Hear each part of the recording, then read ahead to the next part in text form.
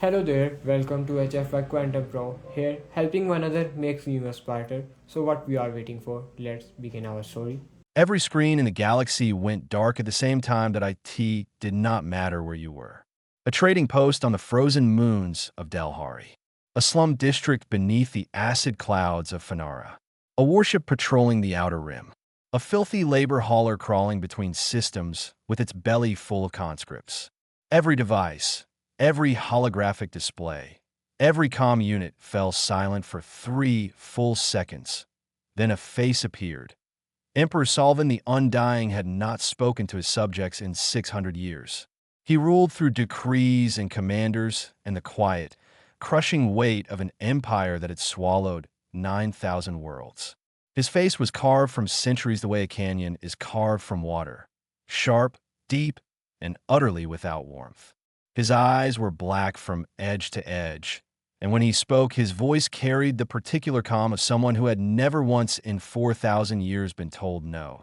He spoke for 2 minutes. He told the galaxy about the Hollow, a planet-sized megastructure at the edge of known space, built by a species that no longer existed. It was collapsing, not slowly, not gently. It was tearing open a wound between dimensions, and if it fell completely, the rupture would swallow every system within 100 light years. 32 inhabited worlds. Billions of lives. He told the galaxy that he had sent expeditions. Military fleets with the best weapons the Dravani had ever built. Science teams with centuries of combined knowledge. Elite operatives trained to survive the unsurvivable. Over 300 years, he had sent 47 missions into the Hollow. None came back. Then the Emperor made his offer. Whoever entered the Hollow and activated its core stabilizer would be given dominion over a world. Any world in the Empire. No conditions. No restrictions. A planet of their own, granted by imperial decree, for as long as their bloodline survived. The broadcast ended. The screens returned to normal.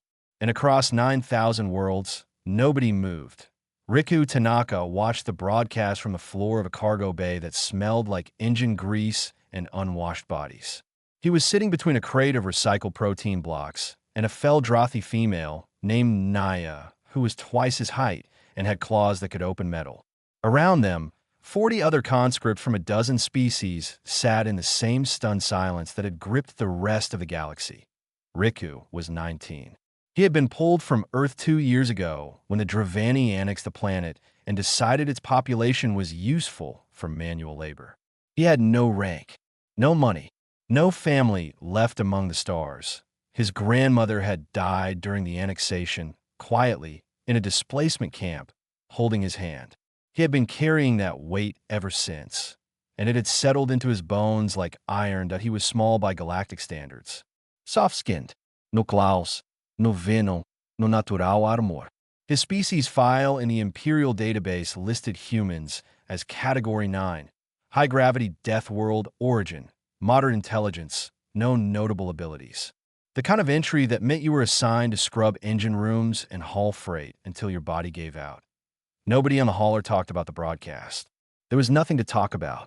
Every species in the galaxy understood what the Emperor's offer really was. It was a golden frame around a death sentence. You could want the world he promised with every fiber of your being, but wanting it would not stop the Hollow from erasing you the way it had erased everyone else. Naya looked at Riku and saw something she did not like. A stillness that had no business being on the face of a boy who owned nothing. "Stop thinking," she said. Riku did not answer.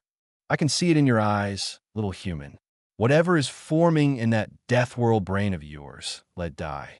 He looked at her, not with fear, not with excitement, with the flat, settled calm of someone who had already made a decision and was simply waiting for his body to catch up. 47 missions, he said quietly. Fleets, scientists, soldiers. All of them went in with plans and weapons and technology. And all of them are dead, Naya said sharply. Maybe, Riku said, or maybe they just brought the wrong things. He stood up. Naya grabbed his arm, but he gently pulled free and walked through the cargo bay without looking back. The other conscripts did not notice. He was small, quiet, and had never done anything worth noticing in 2 years aboard the hauler. He reached the communication terminal near the forward bulkhead. It was old, barely functional, and mostly used by conscripts to send messages that were never answered. Riku placed his hand on the interface and composed a single-line transmission addressed to the Imperial Chancellery. IT read. I volunteered, he sent it, and walked back to the cargo bay point 20 minutes later. Naya found the scent log.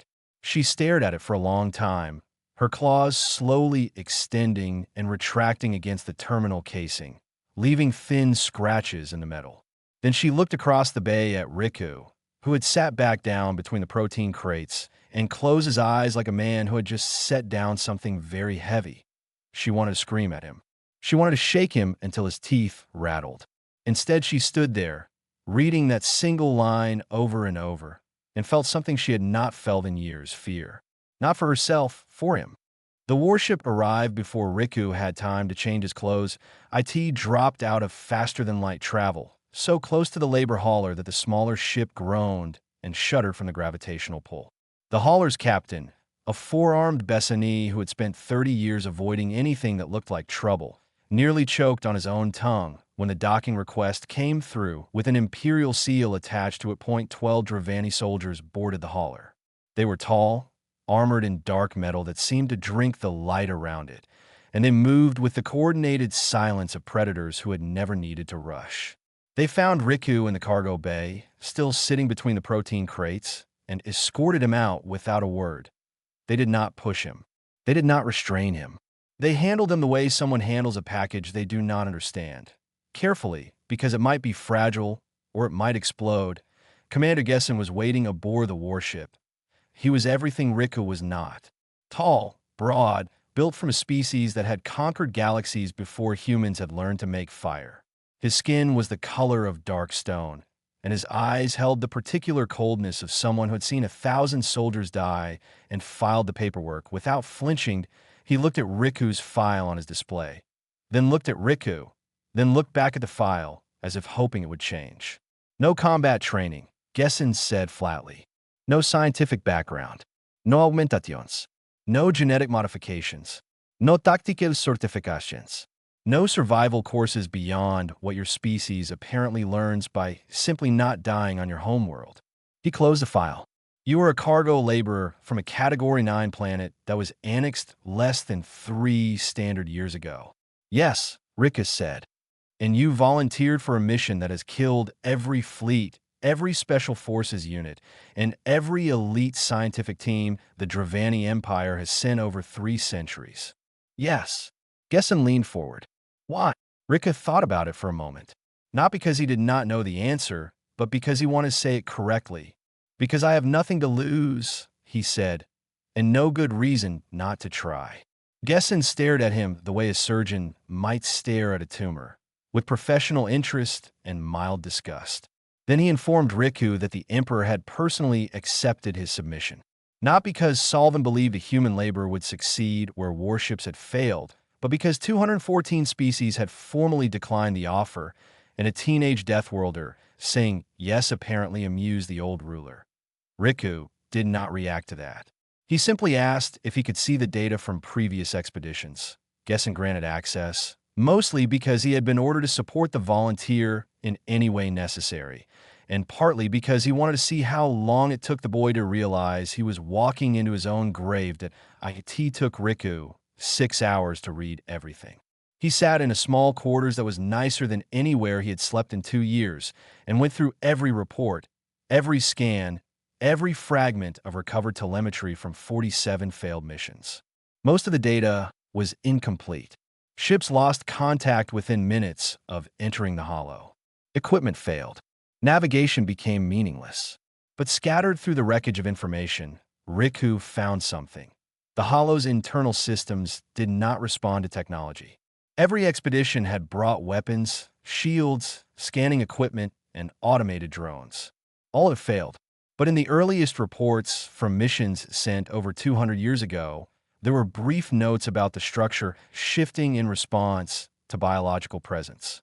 Living bodies, breathing lungs, beating hearts. Everyone had dismissed those notes as sensor errors. Riku read them 3 times and did not dismiss them at all. On the second day of travel toward the galaxy's edge, Naya arrived. She had bribed a supply shuttle pilot with 3 months of her labor credits and threatened to remove his wings if he changed his mind. She boarded the warship still wearing her conscript uniform, smelling like engine grease, and marched straight to Riku's quarters.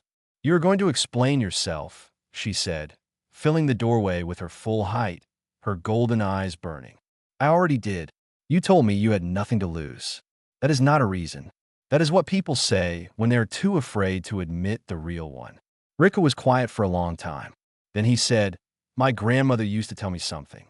She said the people who change things are the ones too stubborn to believe they cannot."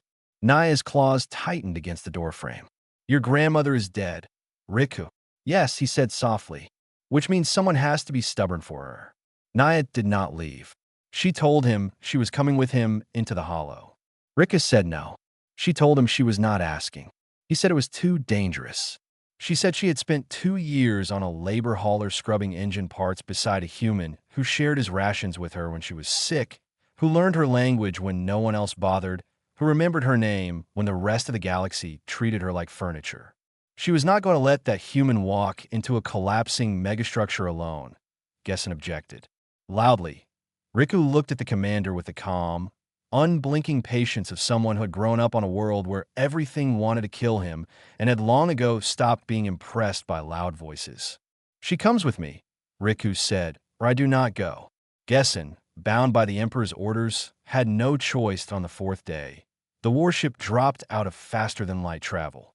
Through the forward viewport, the hollow filled the sky like a wound in the universe, a planet-sized structure flickering between what was real and what should not be, bleeding light in colors that had no name.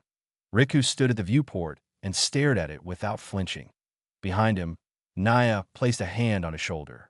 Her claws were retracted. Her grip was gentle. Neither of them said a word. The shuttle shook like it was being torn apart by hands they could not see.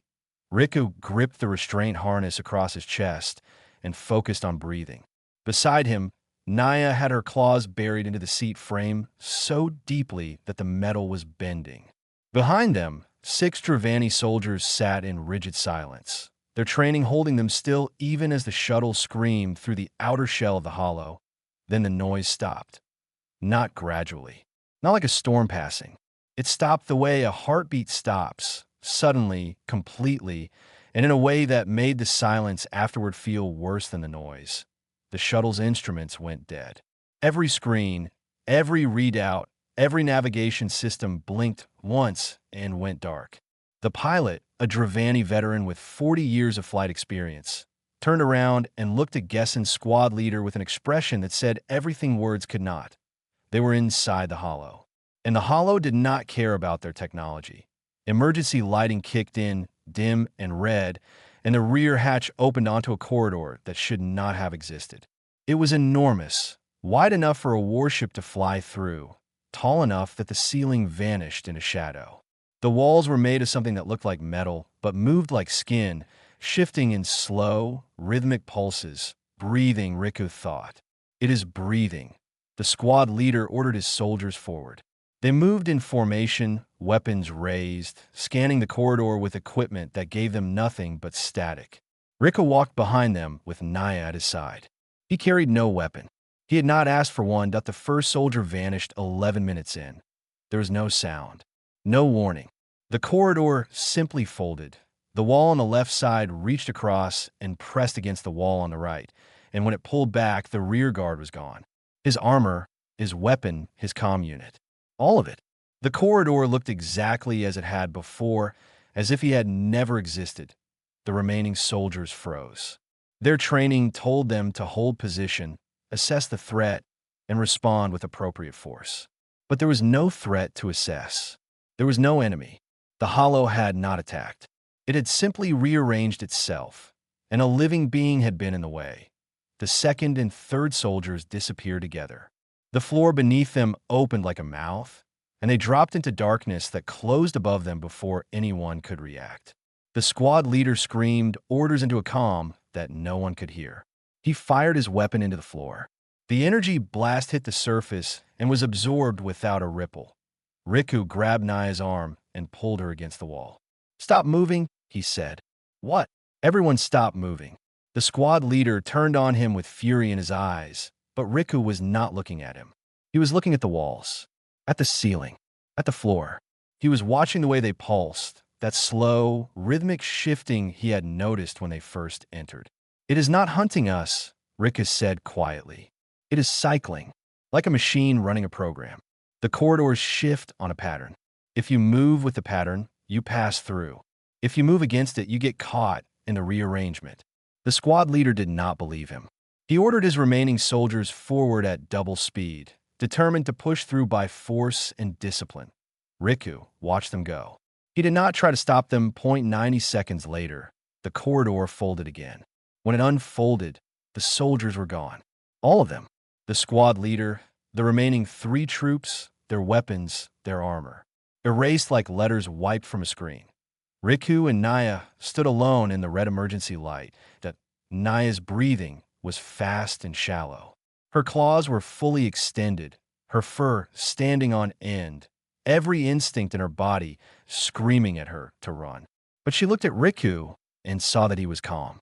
Not brave, not fearless. Calm. The way someone is calm when they have accepted where they are and decided to keep going anyway. "How are you not terrified?" she whispered. He looked at her. "I am terrified. But on Earth, fear does not mean stop. It means pay attention." He pointed at the walls. "Watch the pulse. Feel the rhythm. When it breathes in, we move. When it breathes out, we stop. Like walking through waves." Naya stared at him. Then she closed her eyes, retracted her claws, and listened. She heard it. Felt it. A deep, slow rhythm running through the structure around them, like the heartbeat of something unimaginably large. It was not regular like a clock. It was organic, alive. And once she felt it, she could not unfeel it. "Now," Riku said, and they walked. They moved through the hollow like swimmers in a current, timing each step to the pulse of the structure. Corridors that had folded and crushed and swallowed soldiers, hole opened gently around them and stayed open just long enough for them to pass through. The hollow was not welcoming them. It was simply not noticing them. The way a sleeping giant does not notice an ant walking across its chest, as long as the ant does not press too hard. They went deeper than any expedition had gone in 300 years out on the warship. Gessen watched the feed from a single drone that had barely maintained signal. He saw 2 figures, a human boy and a Feldrothi conscript, walking calmly through a structure that had devoured entire fleets. His hands were still at his sides. His face was unreadable, but something behind his eyes shifted. Something old and certain cracked, just slightly. After 4 hours of walking, Riku and Naya reached a chamber so vast it had its own weather.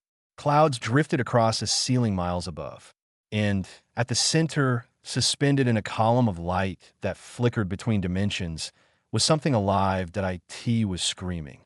The sound was not something ears could properly receive. That IT came through the bones first, then the blood, then something deeper than either, a frequency that bypassed the body entirely and struck the mind like a hammer wrapped in grief. It was not loud. It was heavy. The kind of sound that made you feel like you had been sad your entire life and only just realized it. Naya collapsed. She hit the ground hard, her body curling inward, her claws scraping against the floor as her hands pressed against her skull. The psychic distress radiating from the creature in the column of light was overwhelming. It was not targeted. It was not a weapon. It was simply what happened when something had been in agony for 3,000 years and could no longer contain the sound of its own suffering. Riku caught her before her head struck the floor. He lowered her gently, checked her breathing, and squeezed her shoulder once. Then he stood and faced the column of light. The creature inside, it was enormous and broken. Its body was fused with the structure of the hollow itself. Tendrils of organic matter woven into the walls, the floor, the ceiling, stretching out in every direction like roots of a tree that had grown into the building around it. It had no clear shape anymore. It might have been beautiful once. Now, it was just pain given form. Riku took a step forward, and the chamber exploded. Not with fire, with reality. The dimensions buckled around him. The floor tilted 90 degrees. The air became solid. Light bent sideways and gravity reversed, and for one terrible second, Riku existed in 6 directions at once. His body pulled apart and reassembled faster than his mind could process that he hit the ground. Blood ran from his nose and ears. His vision swam with colors that did not exist. Every joint in his body ached, as if he had been taken apart and put back together by someone who was guessing. He got up. The chamber lashed out again. A wave of dimensional energy rolled through the space like a wall of broken glass made from physics itself. It hit Riku in the chest and threw him 15 feet backward. He slid across the floor, his skin burning where the energy had touched him, his ribs screaming. He got up. A third wave. Stronger. The floor opened beneath him, and he fell into nothing, then was slammed back upward as reality corrected itself. He landed on his hands and knees, coughing blood. His fingers cracked against the surface. He got up. Naya, still on the ground, watched through blurred vision as the small human was thrown, burned, crushed, and broken by forces that had destroyed warships. And every single time, he stood back up, not quickly, not gracefully, with the slow, stubborn, grinding determination of a species that had evolved on a world that spent every moment trying to kill them, and had simply refused to stop getting back up. That on the 5th impact, Riku did not try to advance. He sat down, right there, in the middle of the chamber, with blood on his face and his hands shaking. He sat cross-legged on the floor and looked at the creature in the column of light. "I know," he said. The chamber trembled. "I know what this is. You're not attacking me. You are scared." The dimensional waves slowed. They did not stop, but they slowed, like the breathing of a wounded animal that has just heard a voice it does not recognize but cannot ignore. "Everyone who came here before me brought weapons," Riku said. "They brought soldiers and machines and plans to shut you down or fix you like a broken engine. Nobody came to sit with you." The creature made a sound, not the scream from before. Something smaller, something that, in any language in any galaxy, meant please. Riku closed his eyes and started talking. He told it about Earth, about the ocean and how it sounds when waves break against rocks at night, about forests so thick that sunlight only reaches the ground in small golden coins, about rain, how it smells before it arrives, clean and electric, and how it feels on your face when you stand still and let it come. He told it about his grandmother, how she used to hum while she cooked, how she held his hand during the annexation, not because she was afraid, but because she knew he was, how she died quietly in a displacement camp, and the last thing she said was his name. The dimensional disturbance faded to a whisper. The creature reached out, not with energy, not with force, with something older and more fragile, a connection, thin as thread, offered with the hesitation of something that had forgotten how to trust. Riku let it in. Memories flooded his mind.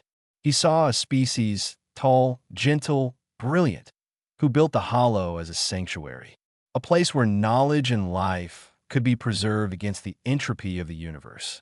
He saw a war that came without warning and destroyed them in a single generation. He saw the last survivor, the creature before him, who fused itself with the hollow's core to keep the structure from collapsing, becoming the anchor that held everything together. For 3,000 years, alone, in pain, going slowly mad. Every expedition that reached this chamber had tried to activate the core stabilizer as if it were a switch. But the creature was the stabilizer. It was failing because it was dying. And the only way to save the hollow was for someone to take its place. Someone had to merge with the structure, become the new anchor, and stay. Forever, Riku opened his eyes. The creature looked at him with something ancient and exhausted and desperate. He turned to Naya, who had pulled herself upright and heard everything through the connection that still hummed in the air between them. "The task is not impossible because it is dangerous," Riku said quietly. "It is impossible because it requires someone willing to never leave." Naya crossed the chamber in 4 strides and grabbed Riku by the front of his shirt. She lifted him off the ground with one arm, her Feldrothy strength making his weight meaningless, and held him at eye level. Her golden eyes were wide and wet and furious in a way that went beyond anger into something she did not have a word for. No, she said. Riku did not struggle. He hung in her grip like a coat on a hook and looked at her with the steady patience of someone who had already walked through the worst part of his decision and come out the other side. Naya, no, you do not get to say my name like that. You do not get to sound calm. You just told me that you're going to fuse yourself with this thing and stay here forever. Forever, Riku. Do you understand that word? It does not mean a long time. It means you will never leave. You will never walk on a planet again. You will never breathe real air. You will never sit next to me in a cargo bay and share your rations when mine run out. I know. She put him down, but did not let go of his shirt. Her claws were retracted. She was shaking. Why? She whispered. The Emperor offered you a world, a whole planet. You could walk away right now, tell them it cannot be done, and nobody would blame you. Everyone else who came here died or disappeared. You could be the one who came back alive. That would be enough. That would be more than enough. Riku was quiet for a moment. Then he looked past her at the creature fused with the core of the hollow. It was watching them with eyes that had seen civilizations rise and fall, and in those eyes there was something that looked like hope, thin, fragile, and barely alive, like a candle flame in a room full of wind. If I walk away, Riku said, this thing dies. The hollow collapses. 32 worlds get swallowed into a dimensional tear. Billions of people, families, children, species that have never done anything wrong except live in the wrong part of the galaxy. That is not your responsibility. Whose is it? Naya opened her mouth and nothing came out. I spent 2 years on that hauler, Riku said. 2 years of being nobody. A number on a conscript list. A body to move crates and scrub floors. Nobody in this empire knew my name. Nobody needed me for anything that mattered. He looked at her. This matters. For the first time since my grandmother died, something needs me. And not just anyone. Me. Because every fleet and every soldier and every scientist brought weapons and machines. And what this place needed was someone willing to sit down and just be here. Naya's grip on his shirt loosened. A tear ran down her face, cutting a line through the dust and grime. You're the only person in this entire galaxy who treated me like I was real, she said, her voice breaking. On that hauler, when every species looked through me, you saw me. You learned my language. You remembered my birthday. You're my only friend, Riku. My only one. He stepped forward and wrapped his arms around her. She was twice his size, and he barely reached her shoulders. But he held her with everything he had, and she bent down and pressed her face into his hair and let the sound that came out of her be ugly and raw and honest. This is exactly why I have to do it, he said into her fur. Because if someone like me, someone small and forgotten and worth nothing on any imperial register, can save billions of lives, then it proves something. It proves that no one is insignificant. Not me. Not you. Not anyone. On the warship, Commander Gessen had been listening through the drone's failing audio feed. He had not moved in 20 minutes. His hands were flat on the console in front of him, and his face was carved from something harder than stone and more fragile than glass. He opened a priority channel to the Imperial Palace. Emperor Solvin, the Undying, received the transmission in his private chamber. He listened to the recording without expression. When it finished, the silence stretched for a long time. The human boy understands he will never leave. Solvin asked. He understands, Gessen said. Another silence. Then the Emperor issued a decree. The world he had offered would be granted to Riku Tanaka in absentia. It would bear his name, and it would be designated as a permanent sanctuary, not for one species, but for all of them.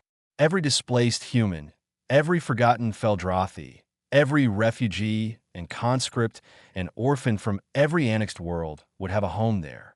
A world built on the principle that no one should be forgotten, because a boy who had been forgotten by everyone chose to save them all. The decree was transmitted across the empire. Every screen, every comm unit, every holographic square. Riku heard it through the drone speakers, crackling and faint in a vast chamber. He smiled. It was small and tired and real. Then he turned and walked toward the creature at the core that IT watched him come. It's ancient, broken body trembled, not with pain this time, but with something it had not felt in 3,000 years. Relief. The relief of someone who has been holding a door shut against a storm for longer than memory, and finally, sees someone walking toward them to help. Riku placed his hands on the creature. Its surface was warm and humming and alive. It looked at him with gratitude, so deep it had no bottom. The merge began. Light swallowed the chamber like a second sun being born. It was not violent. It was not an explosion. It was an exhale, the kind that comes after holding your breath so long you forgot what breathing felt like. The light poured out from the core of the hollow in a single, brilliant pulse that traveled through every wall, every corridor, every shifting surface of the planet-sized structure, and then kept going for one moment. Every system within 100 light-years saw it. A flash on the horizon of space, clean and white and impossibly warm, like a star that had decided to live instead of die. Then the hollow went still. The dimensional instability that had been tearing it apart for centuries stopped. The corridors that had folded and rearranged and swallowed soldiers and fleets straightened themselves like a spine settling into place. The walls stopped shifting. The gravity found its direction and stayed there. The bleeding, flickering light that had made the structure look like a wound in reality faded into something steady and soft and alive. The hollow was not broken anymore. It was awake, and it was kind. Naya felt it before she understood it. A gentle force, warm and careful, wrapped around her like a hand guiding a child away from a cliff. It lifted her off the chamber floor and moved her through corridors that opened ahead of her and closed behind her in a smooth, deliberate rhythm. The structure was escorting her out, not urgently, not roughly, the way someone walks a friend to the door after a long night, making sure they reach it safely. She emerged from the hollow's outer shell in a rescue pod that had not existed 10 minutes earlier. The structure had built it for her, shaped it from its own walls, pressurized it, and launched it gently toward the warship like a parent handing off a sleeping child. Gessen was standing in the docking bay when the pod opened. He looked at Naya, covered in dust, her fur matted, her eyes red and hollow, and said nothing for a long time. Then he reached up and removed his rank insignia from his chest. It was a small piece of dark metal, shaped like a blade, and it represented 40 years of military service to the Dravani Empire. He placed it on the deck at Naya's feet. That it was a gesture reserved for fallen warriors of the Dravani's own kind. In the entire recorded history of the Empire, it had never been performed for an alien. Gessen did not explain it. He did not need to. The news spread the way fire spreads through dry grass. A human did it. A boy, a conscript from a labor hauler. Not a fleet, not a weapon, not a machine. A 19-year-old from a death world that most species could not find on a star chart walked into a structure that had killed everything the galaxy's greatest military power had thrown at it, and he saved it. Not by fighting, not by being clever, by sitting down next to something that was in pain and choosing to stay. The galaxy did not know how to process it. Some species were awed. The Feldrathi lit morning fires that burned for 9 days, not because Riku was dead, but because he was somewhere they could never reach. The Bessani, who prided themselves on practical thinking, quietly updated their files on humans from Category 9, moderate intelligence, no notable abilities, to Category 1, exercise extreme caution, capability, ceiling unknown. A dozen other species held their own ceremonies, in their own ways, for a boy most of them had never heard of before that week. Some species were frightened. If the weakest, smallest, most recently annexed species in the Empire could do what the Dravani could not, then what did that say about the order of things? What did that say about power? Emperor Salvan made his second public address in a single week, more than he had made in the previous 6 centuries combined. He stood before the galaxy with his ancient black eyes and his voice that had commanded the rise and fall of civilizations, and he said something no one expected. I offered a world for an impossible task. A human boy said yes, and he did not do it for the world. That was all. He cut the transmission and returned to his private chamber, and those who had served him for centuries swore that for just a moment, the undying emperor looked tired in a way that had nothing to do with age. On the planet now, called Tanaka's Landing, the first ships began to arrive within a month. Humans from labor haulers and conscript camps across the Empire, Feldrothi refugees from annexed homeworlds, a dozen other species who had been displaced, forgotten, and written off by an empire that measured worth in conquest. Naya was among the first to set foot on the surface. She oversaw the first settlement personally, and she built it the way Riku would have wanted: open, simple, and with a place at the table for everyone. Inside the hollow, Rika Tanaka was not gone, that he was different. His body was part of the structure now, woven into its systems the way the old Guardian had been. But where the old Guardian had been alone and dying, Riku was neither. He was spread across the vast architecture of the megastructure, aware of every corridor, every chamber, every star that burned outside its shell. He could feel the warmth of ships passing nearby. He could sense the hum of life on the worlds he had saved. He was the anchor now, the Guardian, and he was not alone, because the galaxy knew he was there, and they remembered his name on Tanaka's Landing. A child looked up at the night sky and pointed at a faint, steady light near the horizon. She tugged on Naya's hand and asked what it was. "That is the hollow," Naya said. "Who lives there?" the child asked. Naya knelt down, so she was eye level with the little girl. She smiled, and it was the kind of smile that holds something heavy and precious at the same time. Someone who loved the world enough to become part of it.